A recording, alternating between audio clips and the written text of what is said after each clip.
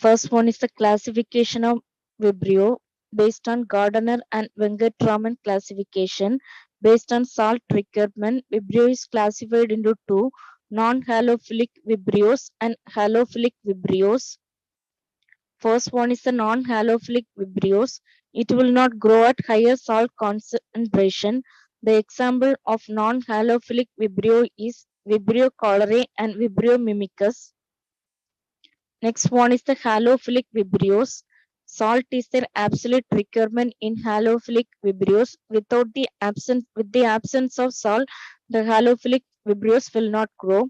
It will tolerate and grow at higher salt concentration up to 7 to 10. The example of halophilic Vibrios is Vibrio parahemolyticus, Vibrio alginolyticus, and Vibrio vulnificus. Next, Vibrio cholerae is classified into three based on serogrouping, serotyping, and biotyping. First one, serogrouping, based on somatic O antigen side chain of lipopolysaccharide. Vibrio cholerae is grouped into more than 200 serogroups or serobars. O1 serogroup is responsible for pandemic and epidemics of cholera. Non-agglutable or non-cholera Vibrio, it will refers to non-O1 serogroups. O139 serogroup was first identified in 1992 and it causes cholera outbreak in India and Bangladesh. Non-O1 or O139 serogroup have occasionally caused sporadic outbreaks of diarrhea and it caused extra-intestinal manifestation, but it never caused epidemic of cholera. Next one is a serotyping. Serotyping is for the O1 serogroup is further divided into three serotypes: Inaba, Ogawa, and Hikojima. Based on minor antigenic difference of O antigen, these three are classified. In that, Ogawa is the most common serotype. It is isolated from the clinical samples after followed in Inaba. During epidemics, shifting between Ogawa to Inaba shift can take place. Hikojima, it represents as unstable transitional state where both Inaba and Ogawa antigens are expressed. Next one is the biotyping. Serogroup O1 has two biotypes, classical and E1 EIT are differentiated by various biochemical reactions. The classical biotype are responsible for first six pandemics of cholera. Currently, the most of the cholera are mainly caused due to biotyping such as EIT or although occasional classical isolates are still seen. Some isolate do not fit into both the biotypes and are called as EIT or variants. EIT or variants, few variants of EIT or biotype have been described recently in Bangladesh and few other places such as Asia, Africa. It will show properties overlapping with that of classical biotype. Some examples such as MATLAB variant, which is otherwise known as EIT or hybrid variant. This strain, it is not biotype because it has a mixture of both classical and EIT or properties. It was first described in Bangladesh in 2002. Next one is the Mozambique variant. It was described in 2004 to 2005. It has a typical phenotypic properties and genome of EIT or except that cholera toxin and its gene. It is a classical type. Next one is the pathogenesis of cholera. The pathogenesis of cholera is toxin mediated. Both Vibrio cholerae O1 and O139 serotype, it is capable of producing cholera toxin. Then it will result in cholera. Next one is the transmission of cholera. Mainly the cholera is transmitted by ingestion of contaminated water or food. The infective dose is it is a acid label.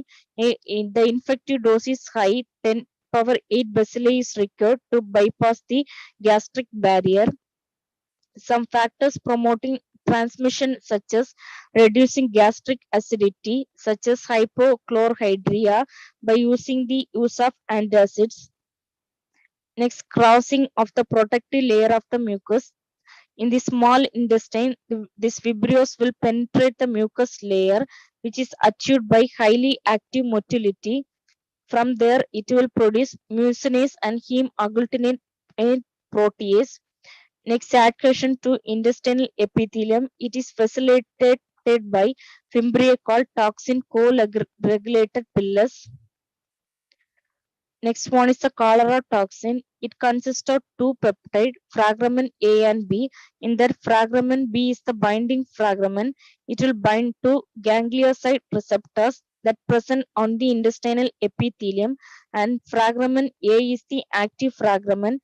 It will cause adenosine diphosphate ribosylation of G protein, and it will lead to upregulates the activity of adenylate cyclase that will result is the intracellular accumulation of cyclic anti-monophosphate, adenosine monophosphate, increase in cyclic adenosine monophosphate that will lead to accumulation of sodium chloride in the intestinal lumen. Water will move passively in the lumen that will lead to accumulation of isotonic fluid that results in watery diarrhea. Loss of fluid and electrolytes lead to shock is mainly seen in Vibrio cholerae. The shock is mainly due to profound dehydration, and acidosis will occur that is due to loss of bicarbonate. Gene for cholera toxin is mainly phage coded. Tox gene regulates expression of cholera toxin or toxin co-regulated pilus and other virulence factors. Chromosome. Vibrio cholerae has two circular chromosomes. Most other bacteria have only one chromosome, but in Vibrio cholerae it has two circular chromosomes. Next one is a other virulence factor, zone agglutinin toxin. It will disrupt the tight junction between the mucosal cell. Siderophore, it is required for ion acquisition. Bacterial endotoxin.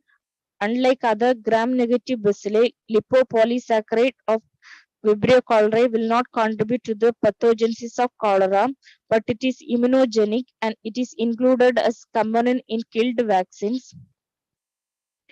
Next one is the clinical manifestations of cholera. Vibrio cholerae O1 or O139 infection will produce. Mostly it is asymptomatic in 75% of cases. In 20% of cases, diarrhea or cholera will be there. Explosive diarrhea, it is seen in 5% of cases.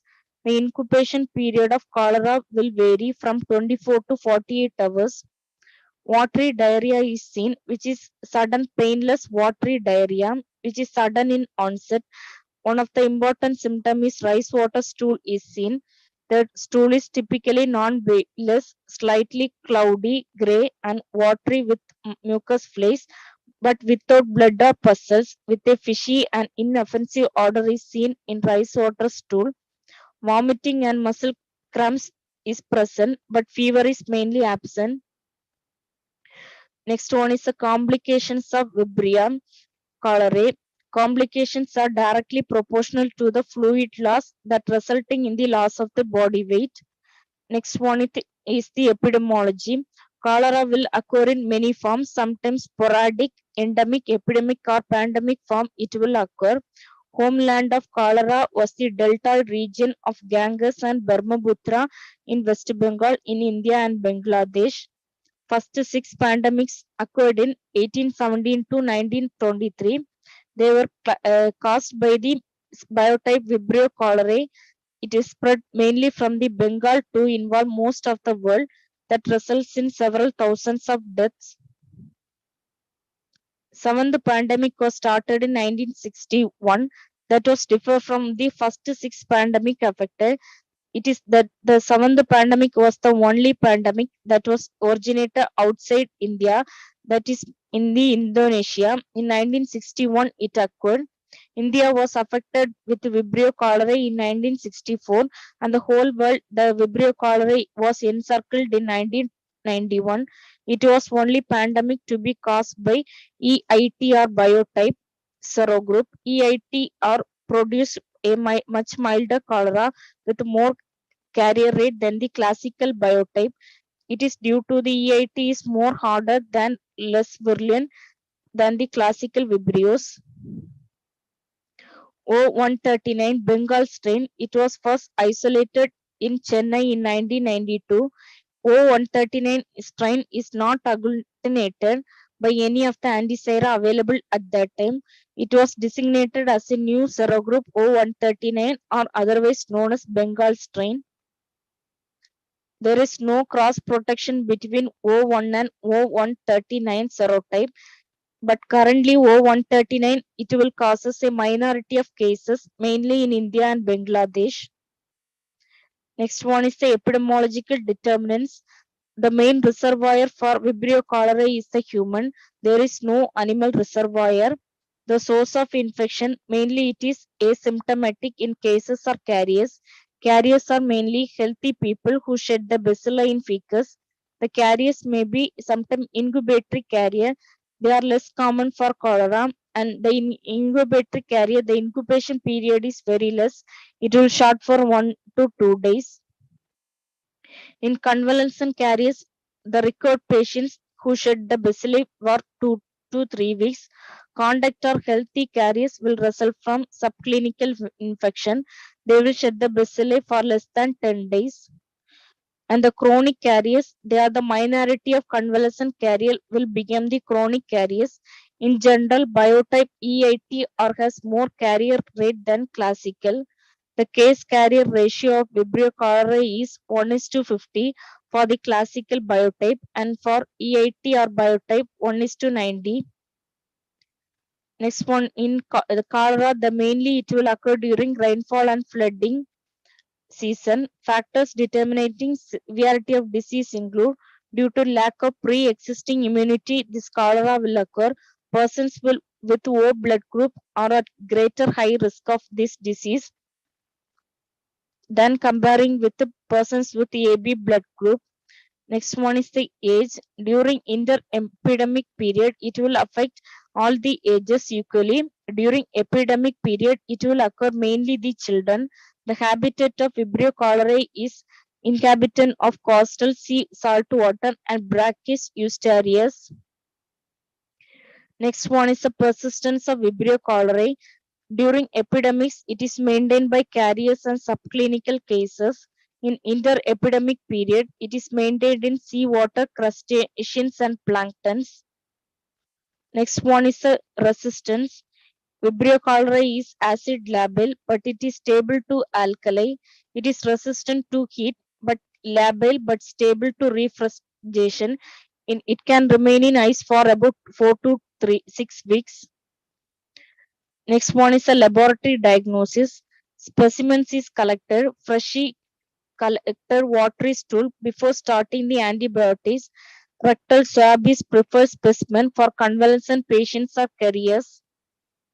Transport or holding media. The main important media used is Venkatraman Ramakrishnan medium, alkaline salt transport medium, Carey Blair medium, autoclave seawater.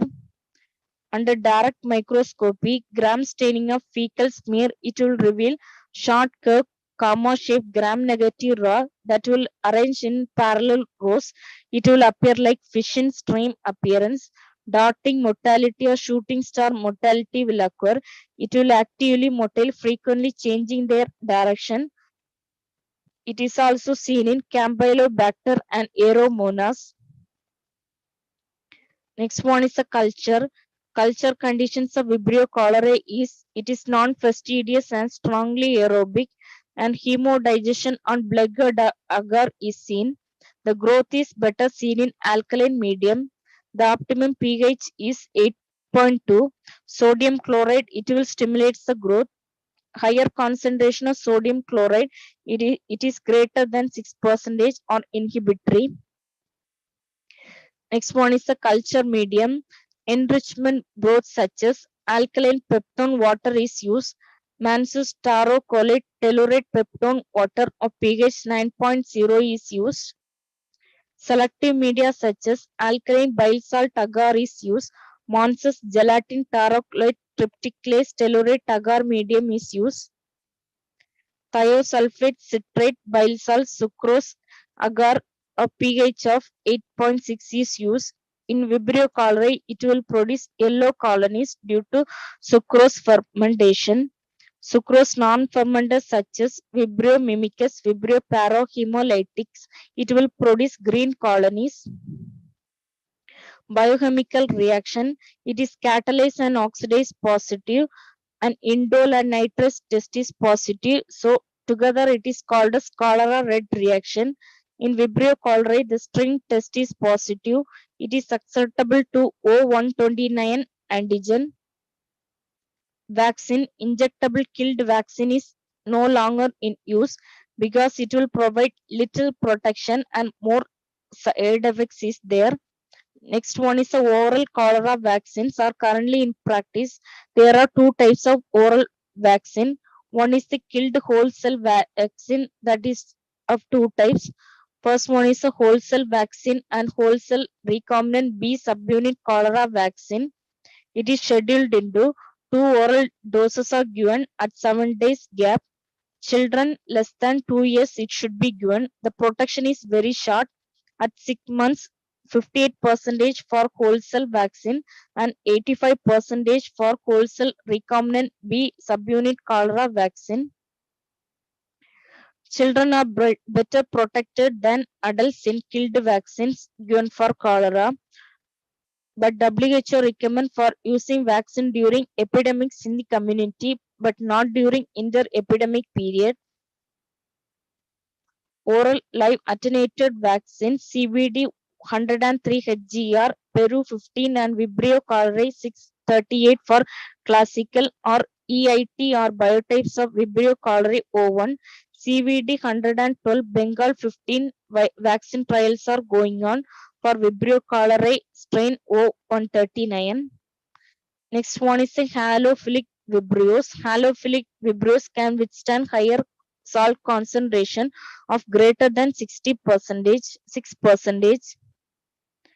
Next one is the Vibrio parahemolytics. Mainly it is a foodborne gastroenteritis is the most common presentation in Vibrio parahemolytics following raw or uncooked seafood, mainly due to intake of oyster it is seen, in which the main clinical symptom is the watery diarrhea is seen. Rarely dysentery with abdominal cramp is seen. Some extra intestinal manifestations are rare, such as wound infection, otitis, and sepsis are very rarely seen in Vibrio parahemolyticus. Next one is a laboratory diagnosis of Vibrio parahemolyticus. The morphology, it is capsulated and it will show bipolar staining in fresh isolates and pleomorphism in older culture. It is seen in Vibrio parahemolyticus. It is motile by petricus flagella, but it will not show darting motility like Vibrio cholerae. On TCBS agar, it will produce green colonies, but it is a sucrose non-fermenter. Next one is the Kanagawa phenomena. It will causes beta hemolysis on Wagetsma agar. Salming and blood agar will occur in Vibrio parahemolyticus. In Vibrio parahemolyticus, the urease test is positive mainly in only in few strains, but salt tolerance test it can resist maximum of 8% sodium chloride. Next one is the Vibrio vulnificus. It is also called as L positive Vibrio, as it is the only Vibrio it will ferment lactose. Other all types of Vibrio will not ferment lactose. It will produce more severe infection of Vibrio.